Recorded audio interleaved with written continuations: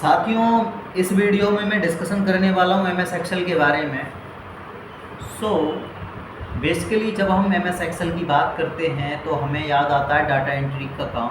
जी हाँ, आपने सही सोचा, सही समझा। एम एस एक्सेल के अंदर अगर डाटा एंट्री ऑपरेटिंग का काम होता है। आज एक्सेल की डिमांड आपको पता ही है कितनी है। किसी भी कंपनी में आप जॉब के लिए चले जाओ, हर कोई मांगता है कि आपको एक्सेल आता है, कि आपको फॉर्मूले आते हैं, कि आपको डाटा एंट्री करना आता है, यही सारी चीज़ें। एक्सेल में बेसिकली मैं आपको बता दूं कि एक्सेल में होता क्या है। बेसिकली एक्सेल में होता है आपका शीट्स के ऊपर काम होता है। जैसे फीस रिकॉर्ड बनाना हो, अटेंडेंस शीट बनानी हो, आपका प्रोडक्शन रिपोर्ट बनानी हो, आपकी सैलरी शीट बनानी हो, आपकी मार्कशीट बनानी हो, इसके अलावा आपके इनवॉइस वगैरह बनाने हो, बिल वगैरह बनाने हो, ये सारी चीज़ें जो हैं हम बनाते हैं आपकी एम एस एक्सेल के अंदर। सबसे पहले मैं बात करूं फीस रिकॉर्ड की, तो इसमें कौन कौन सी जो है हेडिंग्स हो सकती हैं मे बी। तो serial number, admission date, student name, father's name, roll number, course code, duration, registration fees, course fees, total fees वगैरह वगैरह होती हैं। यहाँ टोटल फीस निकालने के लिए फॉर्मूला लगता है सम वाला is equal to sum, bracket लगाते हैं छोटा वाला, स्मॉल ब्रैकेट लगाते हैं। उसके बाद जो है रजिस्ट्रेशन फीस और कोर्स फीस को सिलेक्ट कर लेते हैं माउस की हेल्प से, ब्रैकेट क्लोज करते हैं, एंटर देते हैं, तो हमारी टोटल फीस जो है निकल के आ जाती है। तो ये तो था फी रिकॉर्ड। अब बात करें अटेंडेंस शीट की, तो अटेंडेंस शीट अटेंडेंस लगाने के काम में आती है। जैसे इसमें हेडिंग्स होती हैं like serial number, admission date, student name, father's name, roll number, course code, duration, in time, out time और सिग्नेचर। तो सिग्नेचर के लिए यहाँ हम शॉर्ट ट्रिक यूज़ करते हैं कि जो स्टूडेंट्स नेम है इनको कॉपी करके और सिग्नेचर वाले सेक्शन में जाके हम जो पेस्ट कर देते हैं।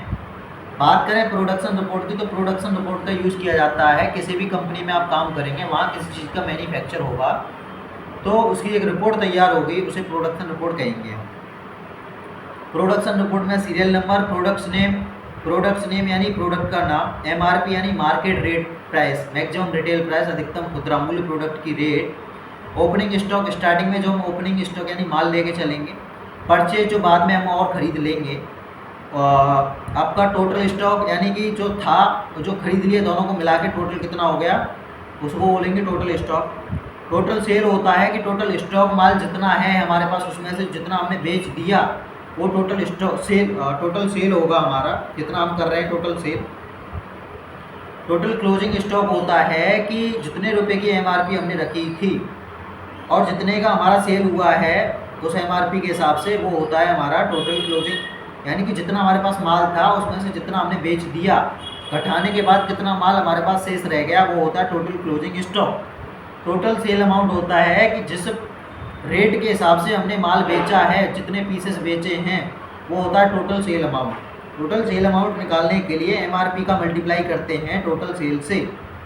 लास्ट में आता है total closing amount. Total closing amount होता है कि सेल आउट होने के बाद जो सामान बचा है वो कितने रुपए का बचा है, इसका निकालने के लिए MRP multiply by total closing से हम जो मल्टीप्लाई कर देते हैं तो हमारा ये निकल के आ जाता है टोटल क्लोजिंग स्टॉक से।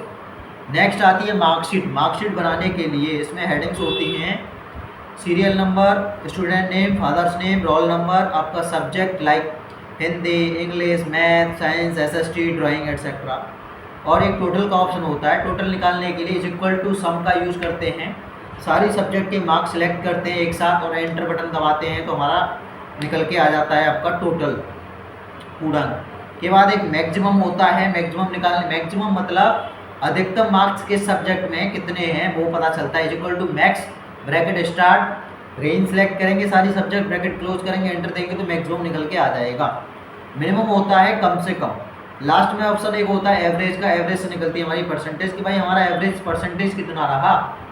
Is equal to average, bracket start करते हैं, रेंज सेलेक्ट करते हैं, ब्रैकेट क्लोज, सारी सब्जेक्ट को लेके एंटर देते हैं तो एवरेज निकल के आ जाता है।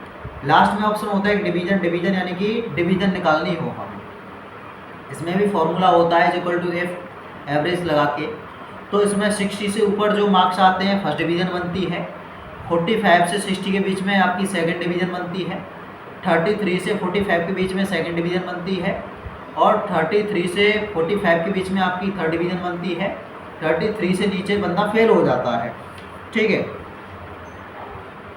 इसके बाद हम बात करें इसके रैप टेक्स्ट को सिलेक्ट करके सेल में सेट करना। मर्जिंग सेंटर से इस ऑप्शन के द्वारा हम रो एंड कॉलम के लाइन को मिटा सकते हैं। अब नंबर फॉर्मेटिंग, इस ऑप्शन के द्वारा हम डाटा को अलग अलग फॉर्मेट में बदल सकते हैं। कंडीशनल फॉर्मेटिंग से हम जो है डाटा को हाईलाइट में दिखाने के लिए विभिन्न जो है फॉर्मेटिंग लगाते हैं। फॉर्मेट एज टेबल का यूज़ किया जाता है, एरिया को सिलेक्ट करके फॉर्मेट यानी कलर में बदलना। सेल स्टाइल, इस ऑप्शन के द्वारा हम सेल को जो है स्टाइल में बदल सकते हैं, ठीक है। इंसर्ट सीट रोज, अपनी सीट में रो ला सकते हैं। इंसर्ट सीट कॉलम, सीट में कॉलम ला सकते हैं। इंसर्ट सीट, यहाँ से हम सीट ला सकते हैं। डिलीट ऑप्शन से हम जो है सीट रो कॉलम डिलीट कर सकते हैं। फॉर्मेट, इस ऑप्शन से हम सीट में फॉर्मेट कर सकते हैं। रो हाइट, यहाँ से हम रो की जो है हाइट बढ़ा सकते हैं। कॉलम विथ, कॉलम का साइज बढ़ा सकते हैं। हाइट रोज छुपा सकते हैं। रीनेम सीट, सीट का नाम चेंज करना हो। मूव और कॉपी सीट, सीट को मूव करना हो। टैब कलर, सीट में कलर देना। प्रोटेक्ट सीट, सीट में पासवर्ड लगाना। फिल वाले ऑप्शन की बात करें, यहाँ से हम डाउन अप लेफ्ट राइट में नंबर टेक्स्ट फिल कर सकते हैं। क्लियर, इस ऑप्शन के द्वारा अपनी सीट में जो है लिखे डाटा को क्लियर कर सकते हैं, ठीक है। इसके अलावा इसमें फ़िल्टर वगैरह लगा सकते हैं। फ़िल्टर ऑप्शन का यूज़ किया जाता है स्पेशल कोई चीज़ हमें देखनी हो। पाइवट टेबल और पाइवट चार्ट का यूज़ किया जाता है डाटा को जो है चार्ट के रूप में अगर शो कराना हो, इसका स्पेशली यूज़ किया जाता है कॉर्पोरेट एंड बिजनेस सेक्टर के फील्ड में।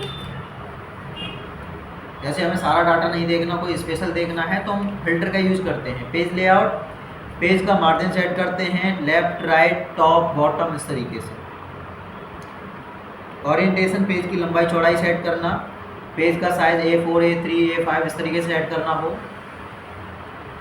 बैकग्राउंड से शीट में जो है बैकग्राउंड सेट करते हैं। प्रिंट एरिया से शीट में जितना हमें प्रिंट निकालना होता है उतना एरिया को सिलेक्ट करके जो है हम जो है प्रिंट एरिया सेट कर देते हैं। उसके बाद में जो है प्रिंट निकाल लेते हैं।